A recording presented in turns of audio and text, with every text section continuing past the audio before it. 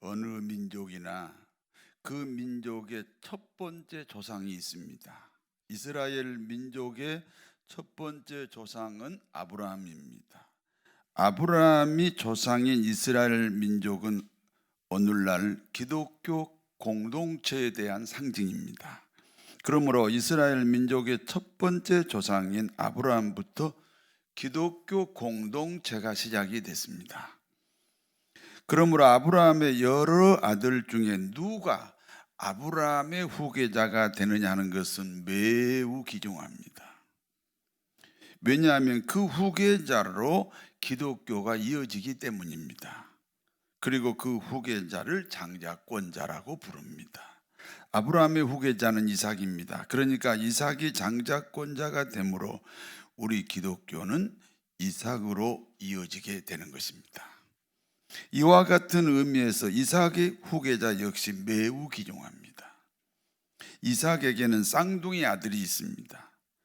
큰아들 에서가 후계자가 되면 큰아들 에서가 장자권자가 되고 그 큰아들 에서로 기독교가 이어지게 됩니다.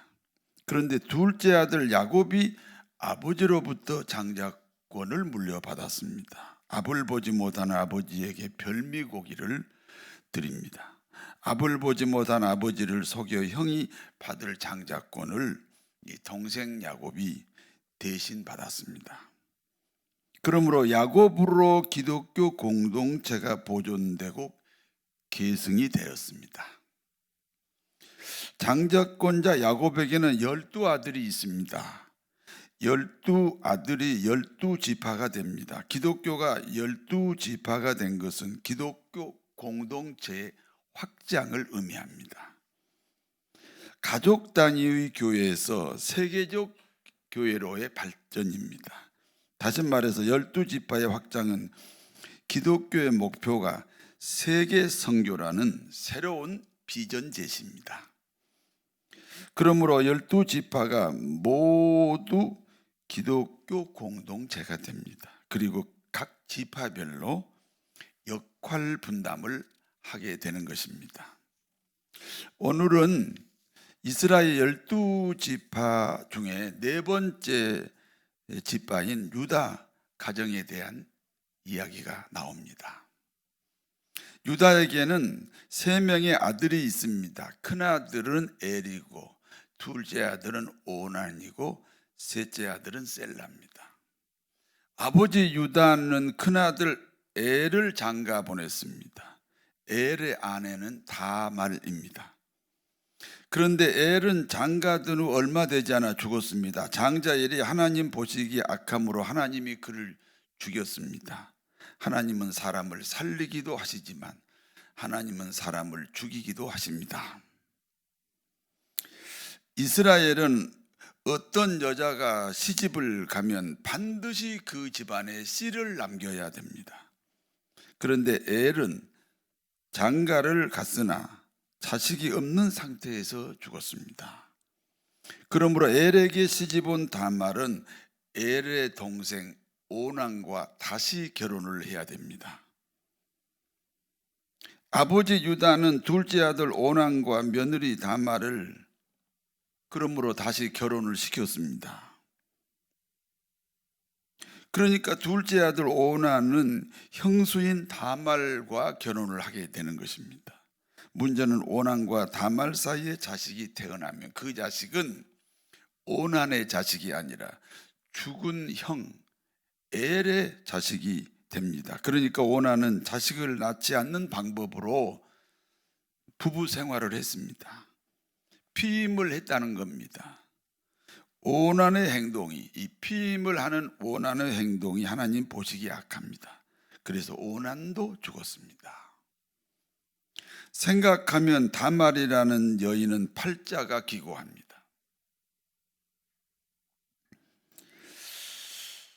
그래서 시아버지 유다가 며느리 다말에게 말합니다. 너는 수절하고 기다리고 있어라.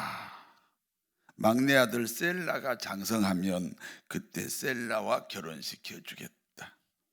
사실 셋째 아들 셀라가 결혼할 만큼 이미 성장한 사람입니다. 그런데 아버지 입장에서는 겁이 나는 겁니다. 큰아들 결혼하자마자 죽고 둘째 아들도 결혼하자마자 죽었습니다.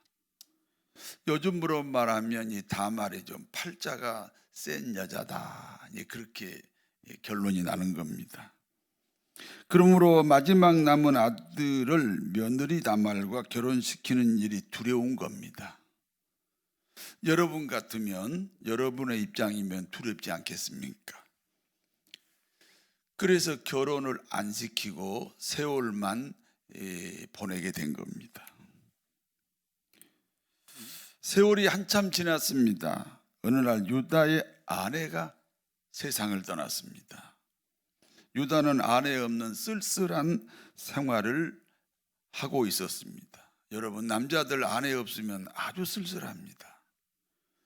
유다가 이제 그런 신세가 됐습니다. 어느 날 유다에게 양털 깎는 날이 찾아왔습니다. 목축업을 하는 사람에게는 양털 깎는 날이 농부에게는 추수하는 날과 같습니다. 유다는 친구들을 초청하여 양털을 깎기 위해 뒷나로 갔습니다. 다말은 생각합니다. 막내 아들 셀라가 이미 장성한 청년이 되었다.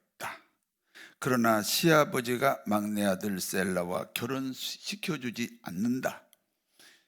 그러면 차라리 시아버지를 유혹하자. 그러므로 장녀 옷을 입고 시아버지가 지나가는 길목을 기다리고 있었습니다. 장녀는 누구를 만날 때 얼굴을 가리워야 합니다.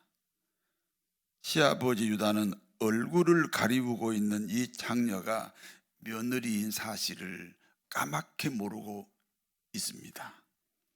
유다는 장녀를 보는 순간 봄바람이 불었습니다. 지금은 겨울바람이 굉장히 매서운데요, 이 봄바람은 이 사람의 마음을 부드럽게 하잖아요. 유다에게 봄바람이 살랑살랑 부니까 이 장녀로 이장한 며느리하고 결국 동침을 하게 됩니다. 장녀와 동침을 하면 대가를 지불해야 됩니다. 유다 입장에서는 준비 없이 갑자기 일어난 일입니다. 그러므로 대가를 지불하겠다는 뜻으로 도장과 끈과 지팡이를 담보물로 주었습니다. 문제는 며느리 다말은 그날 시아버지로 인하여 임신을 하게 됩니다. 그리고 그 다음 날 유다는 친구를 시켜 어제 동침한 장녀에게 염소 한 마리를 보냈습니다. 염소를 대가로 주고 도장과 끈과 지팡이를 돌려받으려는 것이었습니다. 염소를 가지고 간 친구는 그 장녀를 찾을 수 없습니다. 당연히 그곳에는 장녀가 없는 겁니다. 다말이 장녀로 입양했기 때문에 그 유다의 친구는 당연히 장녀를 만날 수 없었던 것입니다. 3개월의 시간이 지났습니다.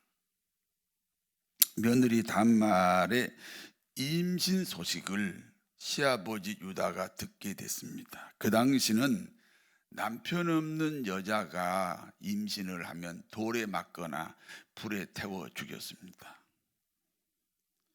유다는 며느리 다말을 불에 태워 죽이려고 마당으로 끌어냈습니다. 그때 다말이 유다에게 받은 담보물을 내어놓았습니다. 다말이 말합니다. 여기 도장과 끈과 지팡이의 주인으로 말미암아 내가 임신하게 되었습니다. 유다가 보니까 자기 물건입니다. 깜짝 놀랐습니다. 알고 보니까 3개월 전에 그 장녀가 사실은 자기 며느리였다는 것을 알게 되었습니다. 유다는 생각합니다. 내가 마땅히 막내 아들 셀라와 며느리 다말을 결혼시켰어야 한다. 그런데 나는 막내 아들까지 이를까 봐 망설이고 있었다. 그러므로 며느리가 자식을 얻기 위해 나를 이용했다. 이 일은 나로부터 시작된 일이다. 그러므로 며느리를 용서했습니다. 다시는 그 며느리와 시아버지 관계만 유지하고 이성 간의 관계로는 당연히 돌아가지 않았습니다. 때가 되어 다말은 쌍둥이를 출산합니다. 보통 아이가 나오려면요, 머리가 먼저 나오지 않아요? 그런데 갑자기 손이 나옵니다. 산파가 생각합니다. 아, 이놈이 큰아들이구나. 그리고 큰아들이라는 표시를 하기 위해서 그 손에 붉은 줄을 매달았습니다. 그런데 손에 붉은 그 줄이 매달린 아이가 나중에 나오는 거예요. 그러니까 둘째가 먼저 나왔다, 그런 뜻입니다. 그러므로 먼저 나온 둘째 이름을 베레스라고 불렀습니다. 베레스는 터뜨리다, 그런 뜻입니다. 분명히 둘째로 정해졌는데 먼저 나왔다는 거죠. 운명을 터뜨렸습니다. 그래서 결국은 큰아들이 된 겁니다. 운명을 터뜨린 이 베레스가 결국은 예수님의 조상이 됩니다. 여기까지가 본문의 내용입니다. 이제 본문이 주는 교훈을 말씀드립니다. 첫 번째입니다. 생명 가치의 중요성입니다. 이스라엘은 한 여자가 시집을 가면 반드시 그 집안에 씨를 남겨야 됩니다. 시집간 여자는 그리스도인에 대한 상징입니다. 우리가 예수를 믿으면 시집간 여자 다말이 되는 겁니다. 다말이 자식을 낳기 위해 엘에게 시집갔습니다. 엘이 죽었습니다. 그래서 둘째인 오난에게 또 시집을 갔습니다. 그런데 오난도 죽었습니다. 이제는 셋째에게 가야 됩니다. 그런데 시아버지 유다는 셋째 아들까지 죽을까 봐 이 다말과 셋째 아들과 결혼을 시켜주지 않았습니다. 다말은 생각할 때 그러면 우리 집안의 남자는 시아버지뿐이라는 겁니다. 그러므로 다말은 시아버지를 이용해서 쌍둥이 아들을 낳았습니다. 오늘 본문의 내용은 거룩하신 하나님의 말씀입니다. 거룩하신 하나님의 말씀이 어떻게 며느리와 시아버지 사이에서 자식이 태어난단 말입니까? 세상에서도 있을 수 없는 일이 어떻게 거룩하신 하나님의 말씀이 되겠습니까? 그러므로 오늘 본문은 무엇이 더 귀중한가? 무엇이 더 귀중한 사실인지를 강조하는 내용입니다. 며느리 행동을 보고 시아버지 유다가 한 유명한 말이 있습니다. 창세기 38장 26절을 같이 읽습니다. 유다가 그것들을 알아보고 이르되 그는 나보다 옳도다. 내가 그를 내 아들 셀라에게 주지 아니하였음이로다 하고 다시는 그를 가까이 하지 아니하였더라. 너는 나보다 옳도다. 너는 나보다 옳도다. 나는 도덕 때문에 너를 죽이려고 했다. 그런데 너는 생명을 얻기 위해서 도덕을 초월했다. 우리가 사는 세상은 이와 같이 유다주의와 다말주의로 나누어집니다. 유다주의는 도덕 가치를 생명 가치보다 우월하게 보는 경우입니다. 세상의 기준입니다. 세상은 법을 정합니다. 그리고 그 시대, 그 사회에 윤리가 있습니다. 도덕이 있습니다. 생명보다 그 당시의 법이나 도덕이나 윤리가 항상 우선입니다. 세상이 그렇습니다. 교회는 유다주의가 아닙니다. 다말주의입니다. 생명을 구하고 살리는 일에 세상 도덕이나 윤리 또는 세상이 만든 어떤 법도 초월할 수 있습니다.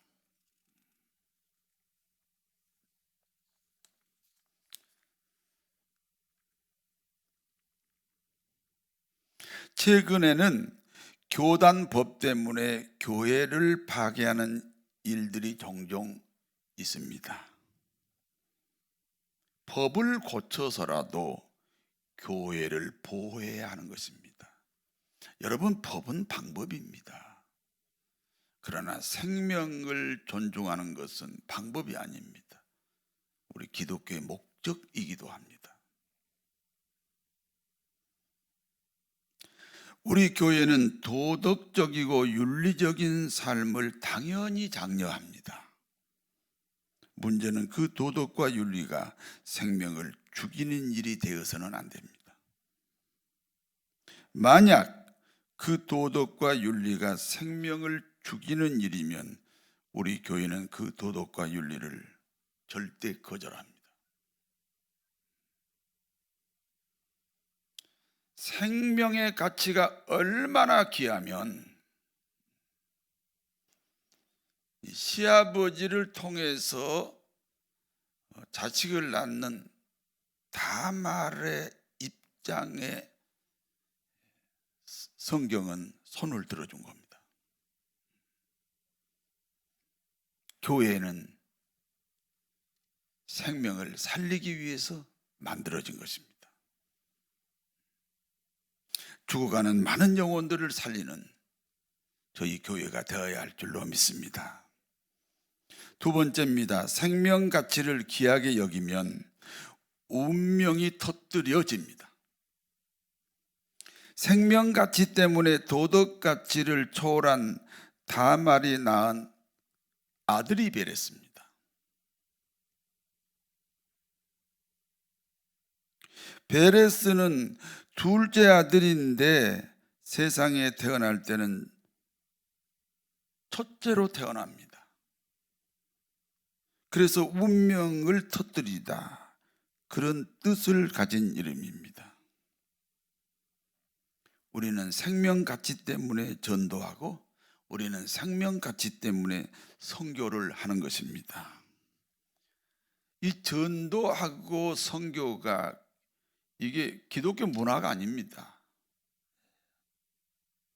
교회 제도나 의식이 아닙니다.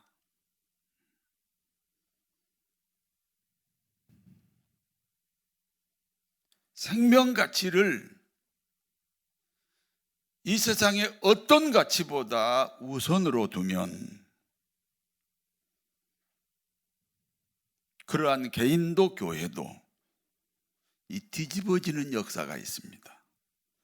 베레스라는 새로운 역사를 만들게 됩니다. 저희 교회가 처음에 시작할 때 신월 7동 어느 아파트 후문을 제가 걷고 있었습니다. 갑자기 제 몸이 모처럼 땅에 박혔습니다. 앞에 조그마한 건물을 짓고 있는데 그 건물이 보였고 내 마음속에 하나님께서 저곳에 교회를 개척하라 음성이 들려왔습니다. 저는 당연히 못한다고 했습니다. 돈도 없고요, 아는 사람도 없고요, 저는 실력도 모자라고요. 제가 계속 거절합니다. 하나님은 계속해서 저곳에 교회를 세워서 영혼을 구원하라는 것입니다. 저는 계속 못한다고 했습니다. 그때 하나님이 다시 이렇게 제게 말씀하셨습니다. 네 주제에 한 영혼만 구원하면 감지덕지지. 그래요. 제가 일생 동안 이제 목회를 해야 되는데 그때가 출발점인데 내가 일생을 바쳐서 한 영혼만 구원하면 내 일생에서 영광이지. 나 구원받은 것도 감사한데 나를 통해서 한 영혼만 구원된다면 내 일생에서 이보다 더 성공이 어디 있고 이보다 더 출세가 어디 있겠느냐. 지옥 가야 되는데 천국 가서 보니까 나 때문에 천국 왔다고 감사하는 사람이 있습니다. 이것보다 더 성공한 사례가 어디 있겠느냐. 그래서 제가 하겠다고 했습니다. 그때 이 교회가 시작이 됐습니다. 한 영혼을 구원한다는 목표로 이 교회가 시작이 됐고 지금도 진행되고 있습니다. 성도 여러분, 다말 같은 신자가 되셔야 됩니다. 다말주의로 2021년을 살면 베레스의 축복을 받습니다. 뭔가 조금 바뀌어야 되지 않습니까? 뭔가 조금 변해야 되지 않습니까? 2020년을 그대로 반복하는 2021년이 되면 안 되지 않습니까? 분명히 둘째로 정해진 운명이지만 그 운명을 뒤집어서 큰아들로 태어난 베레스, 그것은 누구의 열매입니까? 생명 가치를 귀하게 여기는, 어찌 보면은 불에 태워 죽을 수도 있고 돌에 맞아 죽을 수도 있는 그 각오를 하고 생명을 잉태한 이 다말의 열매가 아니겠습니까? 그러므로 새로운 2021년, 축복의 2021년이 되어야 합니다. 반복하시면 안 됩니다. 눈물도 이제는 반복하시면 안 돼요. 근심 걱정도 반복하시면 안 돼요. 바꿔야 됩니다. 이곳에 우리 교회를 세우신 하나님의 이유는 영혼 구원입니다. 하나님이 우리를 구원시킨 이유, 그 유일한 이유 역시 구원받은 우리를 통해 또 다른 사람을 구원시키라는 사명인 줄로 믿습니다. 사랑하는 성도 여러분, 생명 가치를 귀하게 여기면 새로운 운명을 맞이하게 됩니다. 2021년이 기다려지지 않습니까? 아직도 한 번도 살아보지 않았습니다. 우리가 만들어 갈 수 있습니다. 베레스라는 꿈을 꾸시기를 바랍니다. 그리고 그 꿈이 나를 지배하시게 되기를 바랍니다. 그 꿈이 나를 지배한다는 것이 무엇입니까? 생명 가치를 귀하게 여깁니다. 절대 불가능이 절대 가능이 되고, 절대 불경기가 절대 축복이 되는 성도 여러분 되시기를 진심으로 축원합니다. 아버지 하나님,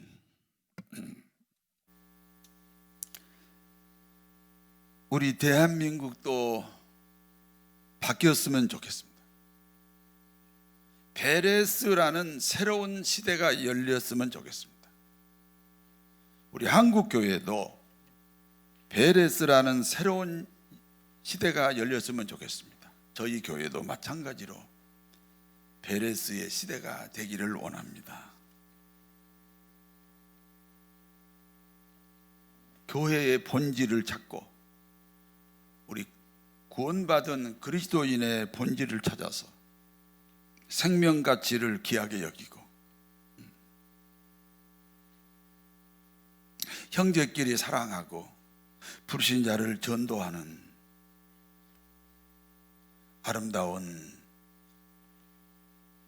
다말주의가 되는 2021년 되게 하여 주옵소서. 예수님의 이름으로 기도하옵나이다.